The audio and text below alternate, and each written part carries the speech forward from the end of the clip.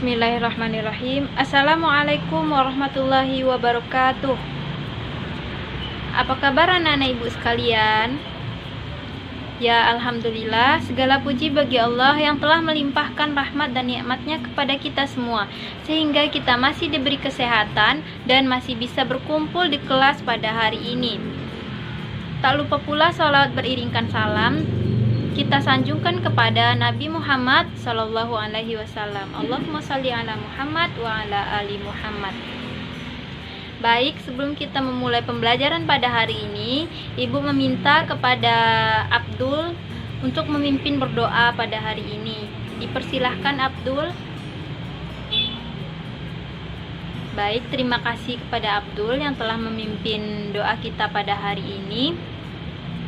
Selanjutnya Ibu akan mengecek kehadiran kalian dan untuk mengetahui siapa saja yang tidak hadir pada hari ini. Oke, sepertinya kita hadir semuanya ya. Alhamdulillah semuanya hadir. Nah, pada hari ini kita akan membahas mengenai indahnya kebersamaan dengan sholat berjamaah. Sebelumnya Ibu akan membagi kalian menjadi beberapa kelompok seperti yang telah Ibu tuliskan di papan tulis. Itu nama-namanya, silahkan kalian duduk per kelompok ya. Baik, sebelum Ibu menjelaskan mengenai sholat berjamaah, apakah ada yang tahu apa itu sholat berjamaah? Ya, dipersilahkan Santi. Nah, betul sekali Santi. Jadi, sholat berjamaah merupakan sholat yang dikerjakan oleh dua orang atau lebih, di mana salah seorang dari mereka menjadi imam dan yang lainnya menjadi makmum. Sebelumnya, apakah anak-anak ibu sudah pernah atau sering mengerjakan sholat berjamaah? Coba angkat tangan. Ya, jadi pahala sholat berjamaah itu lebih bagus daripada sholat sendirian atau munfarid, di mana pahalanya 27 kali lipat dibandingkan sholat munfarid atau sendiri-sendiri. Nah, adapun keutamaan dari sholat berjamaah, salah satunya itu yaitu sebagaimana dijelaskan dalam sabda Rasulullah Shallallahu Alaihi Wasallam, terdapat 7 golongan yang akan mendapatkan naungan dari Allah pada hari akhir, di mana hari itu tidak ada naungan kecuali naungannya.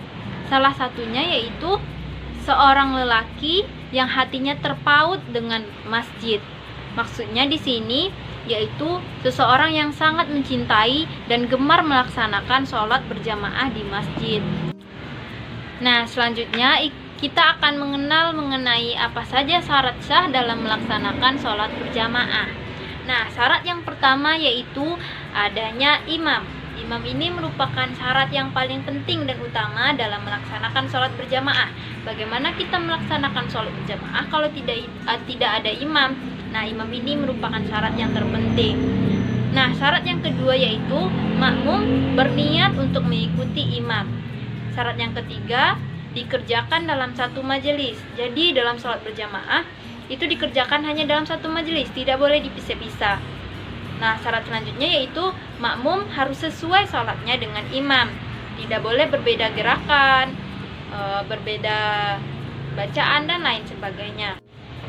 Setelah kita mengenal dan mengetahui apa saja syarat sah dalam melaksanakan sholat berjamaah, selanjutnya kita akan mengetahui apa saja sih syarat-syarat menjadi seorang imam dalam sholat berjamaah. Nah, syarat-syaratnya yaitu yang pertama, imam itu harus mengetahui syarat dan rukun serta perkara yang membatalkan dalam sholat.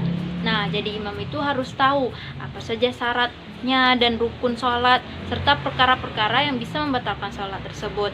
Nah, syarat yang kedua yaitu imam itu harus fasih dalam membaca ayat-ayat Al-Quran.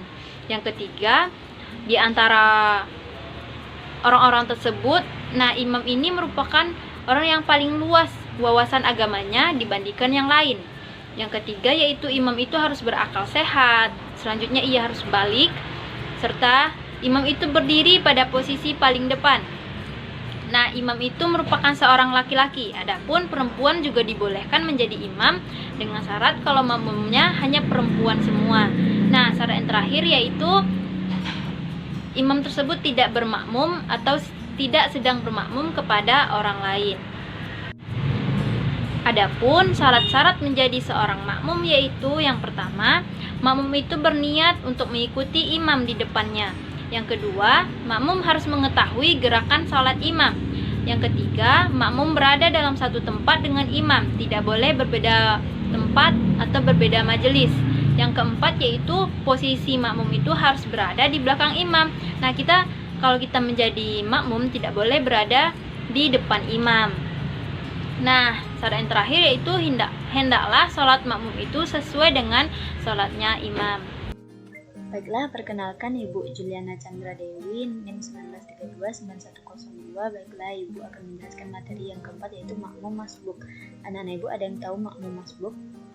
Makmum masbuk itu adalah makmum yang tidak sempat membaca surat Al-Fatihah bersama dengan imam di rakaat pertama. Jadi kalau anak-anak Ibu terlambat melaksanakan sholat berjamaah di rakaat pertama, imam sudah membaca surat Al-Fatihah, berarti anak-anak Ibu termasuk makmum masbuk.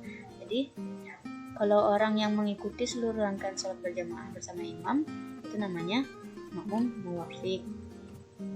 Kemudian poin yang kelima itu adalah Ibu akan membahas tentang halangan sholat berjamaah. Nah, ada nih halangan-halangan dari anak-anak Ibu yang menjadikan anak-anak Ibu itu boleh sholat di rumah saja sendirian, tidak ke masjid. Apa itu halangan-halangannya? Halangan-halangan yang dimaklumi itu adalah hujan yang mengakibatkan susah menuju ke tempat sholat berjamaah. Kemudian angin kencang yang sangat membahayakan seperti badai, topan. Kemudian sakit yang mengakibatkan susah berjalan menuju ke tempat sholat berjamaah. Jadi kalau anak-anak Ibu sakit dan sulit berjalan, jangan dipaksakan untuk pergi sholat berjamaah di masjid, sebaiknya di rumah saja. Kemudian sangat ingin buang air besar atau buang air kecil. Jadi kalau anak-anak Ibu sangat ingin buang air besar atau buang air kecil, itu bisa di rumah saja sholatnya. Tidak perlu terburu-buru ke masjid. Kemudian karena baru makan makanan yang baunya suka dihilangkan. Nah, seperti misalnya anak-anak Ibu sedang selesai atau baru saja memakan bawang, petai atau jengkol karena aromanya kurang menyedapkan, anak-anak Ibu bisa sholat di rumah saja. Kemudian Ibu akan membahas poin yang B, yaitu tata cara sholat berjamaah. Nah, ada 5 tata cara sholat berjamaah. Yang pertama itu sholat berjamaah diawali dengan azan atau iqomah. Tapi kalau tidak memungkinkan untuk iqomah, bisa dengan tapi kalau tidak memungkinkan, maksud Ibu kalau tidak memungkinkan untuk azan, bisa dengan iqomah saja. Kemudian pada barisan sholat shaf itu di belakang imam adalah barisan makmum laki-laki, kemudian di belakang makmum laki-laki baru makmum perempuan. Kemudian poin yang selanjutnya, di dalam melaksanakan sholat berjamaah itu seorang imam membaca bacaan sholat yang ada dengan nyaring dan juga dengan nyaring atau jahar, atau bisa juga dengan disirkan atau dilirihkan. Bacaan yang dinyaringkan itu antara lain adalah pertama bacaan takbiratul ihram, lalu takbir intiqal yaitu takbir yang penanda antara gerak satu dan gerak selanjutnya, kemudian tasmi' dan salam. Lalu pada bacaan Al-Fatihah dan ayat-ayat Al-Quran pada 2 rakaat pertama, sholat maghrib, isya, dan subuh. Kemudian juga pada sholat Jumat, sholat gerhana, sholat istisqa, sholat Idul Adha, sholat Idul Fitri, sholat tarawih, dan sholat witir. Kemudian pada bacaan amin, ini dijaharkan bagi imam dan makmum setelah imam membaca surat Al-Fatihah. Kemudian poin yang selanjutnya, makmum harus mengikuti gerakan imam. Jadi makmum tidak boleh mendahului gerakan imam, ikuti semua gerakan dari imam. Selanjutnya setelah salam, imam membaca zikir dan doa bersama-sama dengan makmum. Namun juga boleh makmum membacanya sendiri-sendiri. Baiklah, itulah materi yang dapat Ibu sampaikan. Mohon maaf bila ada yang salah. Terima kasih. Selanjutnya rekan Ibu akan melanjutkannya. Nah, sebelumnya perkenalkan nama Ibu Dewayuni, NIM 19329164, akan menjelaskan materi selanjutnya, yaitu tentang pembiasaan sholat berjamaah. Nah, di sini perbandingan pahala antara sholat sendirian dan sholat berjamaah itu 1 berbanding 27 derajat. Hal ini karena sholat berjamaah memiliki keutamaan. Jadi di sini ada yang tahu apa saja keutamaan dari sholat berjamaah? Nah, benar sekali Putri.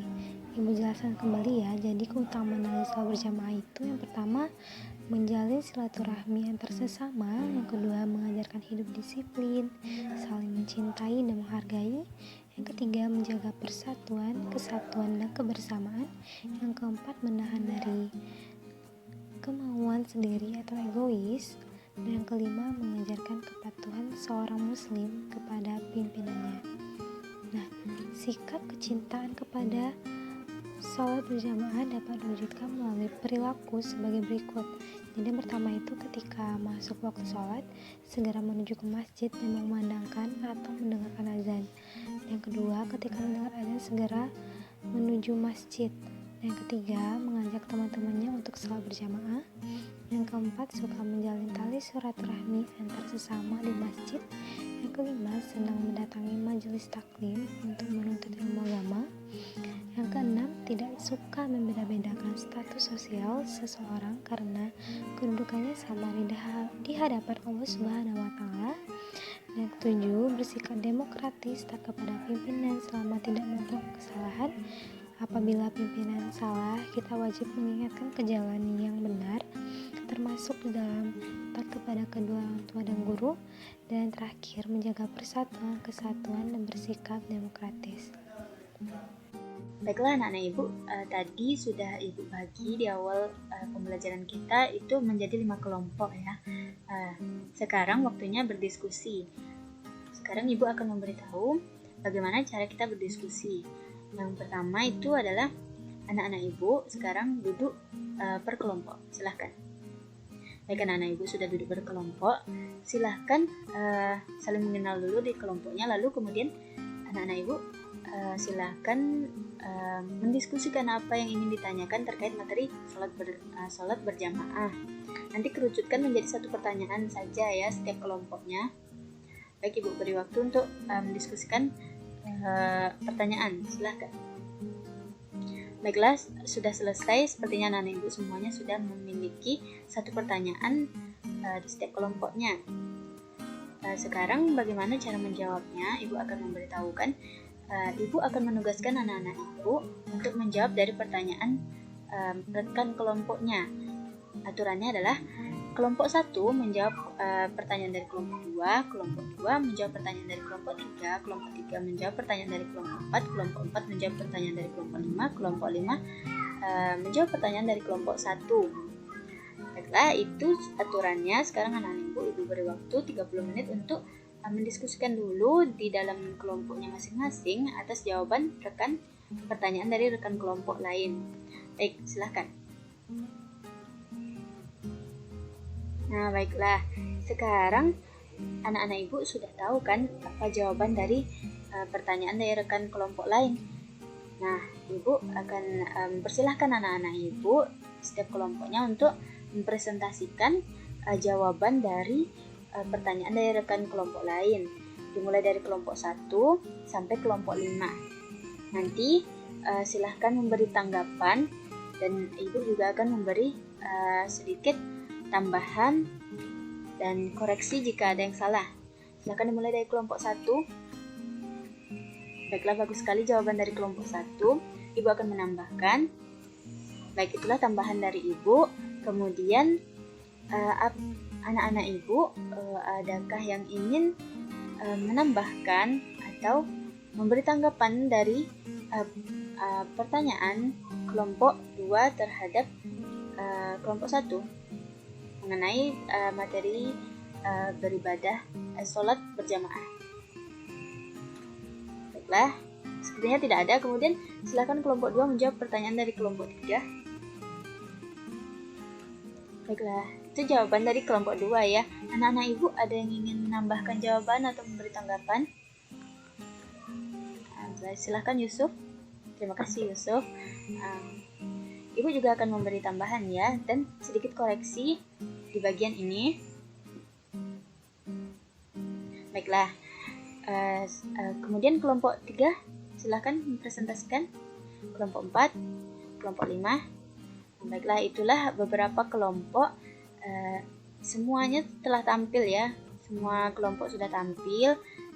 Berarti sudah selesai diskusi kelompok kita. Terima kasih anak-anak ibu sudah berusaha dan bekerja sama dalam kelompok untuk berusaha menjawab pertanyaan-pertanyaan dari rekan kelompok lainnya. Semoga ilmu anak-anak ibu bermanfaat. Terima kasih. Nah, setelah dari pembahasan dari rekan-rekan ibu tadi, ibu harap Anda semua bisa meringkas materi tersebut sebagai tugas. Baik, dan diharapkan kepada Ananda dan kita semua dapat merefleksi diri kita masing-masing bahwa sholat berjamaah itu sangat bagus dan pahalanya lebih baik dari sholat sendirian.